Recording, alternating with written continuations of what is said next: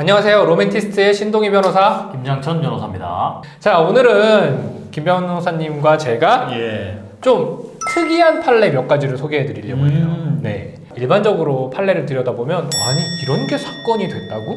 이게 도대체 왜 대법원까지 갔지? 하는 사건들이 좀 있어요. 맞습니다. 그렇죠? 그렇기 때문에 이런 특이한 판례들이 무엇이 있고 이런 판례들이 왜 쟁점이 됐는지 한번 이야기해 보도록 하겠습니다. 네. 이번 판례는 네네네. 마요네즈 통과 관련된 판례입니다. 마요네즈 통. 정확히 말하면 마요네즈 병인데요. 병. 네, 그런 범죄가 있잖아요. 위험한 물건을 사용하여 무얼 하면, 위험한 물건을 사용하여 무얼 하면 이런 특수 범죄가 있죠. 네, 그래서 이런 특수라는 죄명이 붙으면 좀 더 강하게 세지죠. 처벌받습니다. 그래서 흉기 또는 위험한 물건을 사용하여 폭행하면 특수폭행. 네네. 뭐 이런 것처럼. 근데 과거 이제 1984년도에 판례입니다. 마요네즈 병을 사용하여서 사람을 상해했을 때 이 당시에 강하게 처벌하는 법률을 적용한 판례예요. 이게 왜 위험한 물건인가가 논점이 됐을 거예요. 우리가 위험한 물건이 뭔지를 좀 정리를 해보면 좋을 것 같습니다. 이 법조항에서 흉기 또는 위험한 물건이라고 규정하고 있잖아요. 흉기는 뭐예요? 칼. 총. 말 그대로 사람을 살상하기 위하여 만들어진 물건을 흉기라고 하는 겁니다. 그러면 위험한 물건은 흉기랑은 좀 다른 내용이겠네요. 위험한 물건 조금 애매한 것 같아요. 위험한 물건은 흉기는 아니지만 그걸 사용해서 사람에게 굉장한 위해를 가할 수 있는 물건을 위험한 물건이라고 해요. 예를 들어 보겠습니다. 벽돌. 이거 왜 만들었죠? 집을 짓기 위해서 만든 그렇죠. 거죠. 벽돌은 사람을 살상하기 위해서 만든 물건은 아니에요. 그렇기 때문에 흉기는 아닙니다. 그러나 벽돌 사람한테 찍으면 굉장히 위험하죠. 위해를 가할 수 있겠죠. 흉기로 만들어지진 않았지만 사람에게 위해를 가할 때 사용하면 굉장히 위험하다 라는 판단을 받을 수 있을 때 위험한 물건이 되는 거예요. 지금의 마요네즈 통을 생각하면 좀 의아할 수 있어요. 왜냐면 말랑말랑한 플라스틱으로 되어 있잖아요. 네네네. 그래서 제가 인터넷을 찾아봤습니다.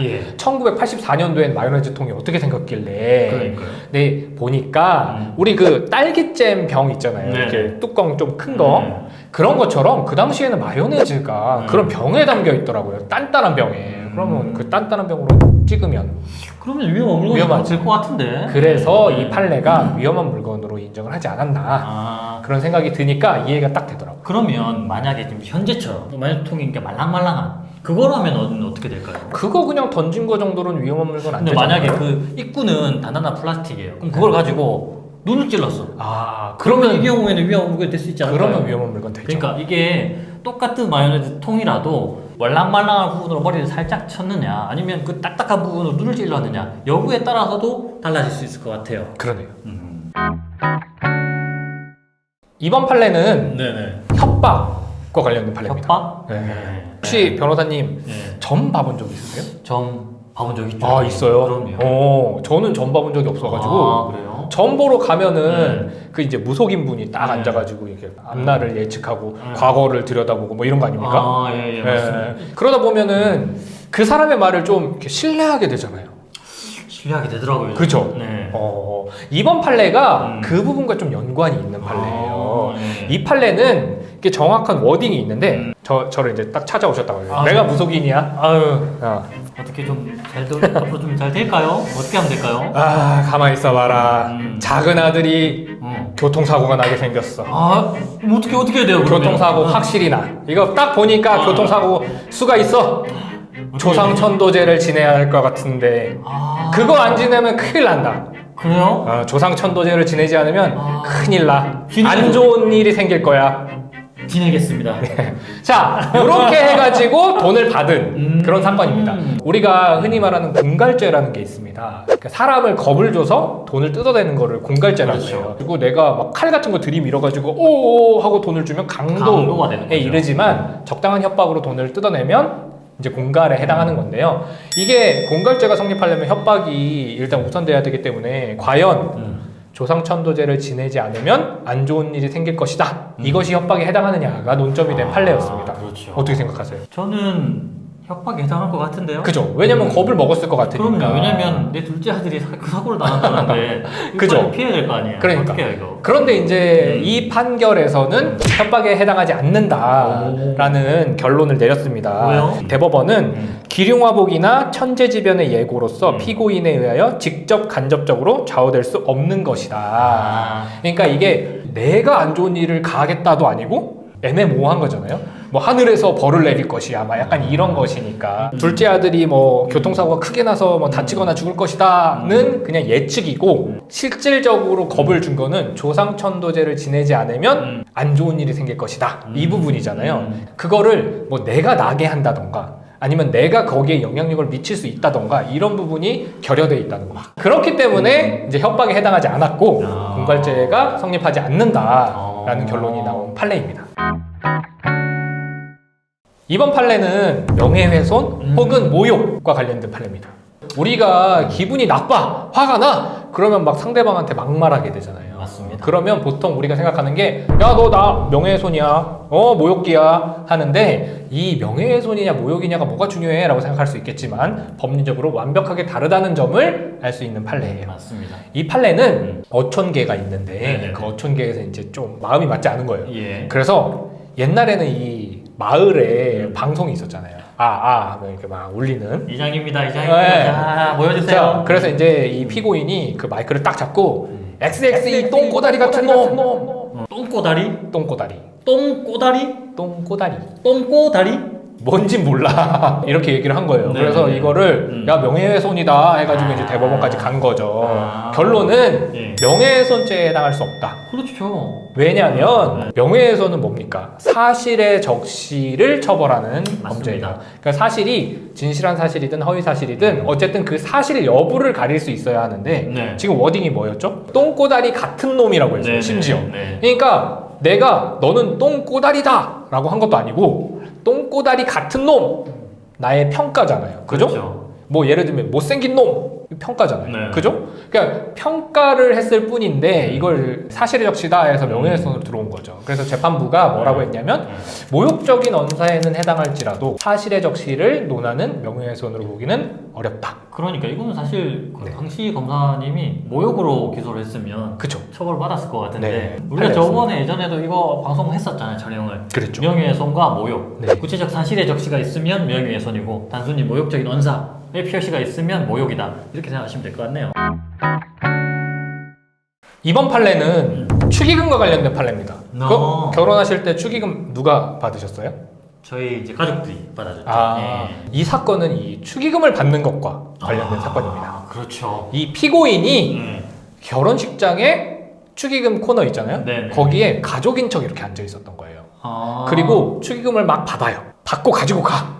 그러면 접수인이 아닌데 접수인처럼 앉아 있었던 그쵸. 거예요. 그래서 요 범죄가 어떤 죄명으로 인정될 것인가의 문제였거든요. 결론은 절도죄. 그거 사기 아니에요? 사기? 그렇죠. 이게 일반적으로 생각하면 너 지금 가족도 아니면서 가족인 척 해가지고 돈 받아갔으니까 사기. 그러면 우리가 흔히 말하는 야 속여서 돈 받아갔으면 사기야 사기 막 이렇게 얘기하잖아요. 사실 사기죄와 절도죄는 완벽하게 다른 범죄고 그렇죠. 법정형도 다릅니다. 근데 여기서 사기죄가 인정되지 않고 절도죄가 인정된 이유를 설명을 드릴게요. 사기죄는 상대방을 속여서 그 상대방이 나에게 돈을 주도록 만들어야 돼요. 이 축의금을 받는 현장은 상대방이 나에게 돈을 주는 건가요? 결혼식 당사자에게 돈을 주는 것이고 나에게는 보관을 시키는 것일 뿐이잖아요. 그렇죠. 그렇기 때문에 이 재판부는 기망은 있었지만 나에 대한, 그러니까 이 피고인에 대해서 돈을 준 처분행위가 있는 것이 아니라 그 실제 결혼식 당사자에게 돈을 주는 행위가 있었다고 보고 이 결혼식 주인공 돈을 가지고 도망갔다라고 해서 절도죄를 구성한 거예요. 그러면 만약에 접수인처럼 행사한 게 아니고 실제 접수인이었어요. 친구 두 명이 이제 축의금을 받았는데 네. 그 친구 두 명이 돈을 가지고 왔어. 이러면 어떻게 될까요? 그런 경우에는 속이는 게 있던 없던 사실은 절도죄는 성립할 수 있겠지만 실제로 이렇게 돈을 맡겨놓는 관계라면 횡령에 해당할 수 있을 것 같아요. 그러니까요. 왜냐하면 횡령 때는 보관 타인 관계. 소유 자기 점유에 그렇죠. 있는 보관자의 지위에서 자기가 갖고 간 거니까 그 경우에는 제가 생각할 때도 횡령죄가 성립할 수 있겠다라는 그렇죠. 생각이 그러면 듭니다. 이 판례의 사안은 왜 횡령죄가 안 된 거냐라고 생각하실 수도 있을 텐데 이 판례의 사안은 자기가 그냥 앉아 있었던 네. 거예요. 돈 받아가지고 도망가는. 그러니까 보관 관계 자체가 없죠. 그렇죠. 그렇죠? 그렇기 때문에 횡령죄로 보기는 어렵고 맞습니다. 절도죄가 성립한다고 한 판례였습니다. 이번 판례는 골프장과 관련된 판례입니다. 요새 아주 골프에 심취해 계신 김 변호사님이 열심히 해야 되는데 말이죠. 주의하셔야 될 판례이기도 해요. 주의. 그렇죠. 주의해야 돼요. 골프장에서 사고가 일어난 판례입니다. 골프공에 맞은 사건이에요. 골프공에 골프공에 맞으면 그 아프겠죠? 상해가 입겠죠? 엄청 다쳤을 텐데. 당연하죠. 예.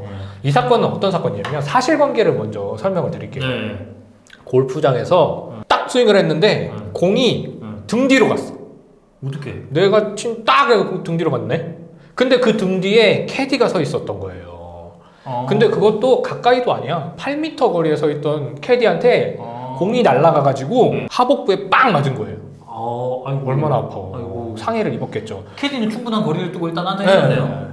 서 있었는데. 그렇기 때문에 이 사건이 과실치상에 해당할 수 있는가라는 논점으로 이제 대법원까지 간 사건입니다. 왜냐하면 골프라는 스포츠 운동을 하는 과정에서 발생한 상해이기 때문에 그렇게 문제가 된 것 같은데. 그리고 스포츠 경기에서는 발생할 수 있는 상해가 어느 정도 용인되는 거 아니냐, 뭐 이런 취지의 변론을 한 것이 아닌가라는 생각을 합니다. 어쨌든 그 상황이 나는 이해가 안 돼요. 왜 어떻게 공을 쳤는데 뒤로 가지? 그런데 이 재판부는 어떻게 판단을 했냐면요, 골프를 칠 때는 주의를 살펴 사고를 미연에 방지해야 할 주의 의무 정도는 있다. 당연히 있죠. 예, 근데 아무도 그쪽으로 날아올 거라고 생각도 못한 방향으로 공을 쳤으면 약간의 주의 의무 위반이 있다고 볼 수 있고, 아무리 이런 스포츠 경기일지라도 사회통념상 이 정도까지는 허용되는 범주야 라는 걸 넘어서는 상해까지 인정해 주진 않는다. 골프에서 일반적으로 일어나는 행위가 아니잖아요.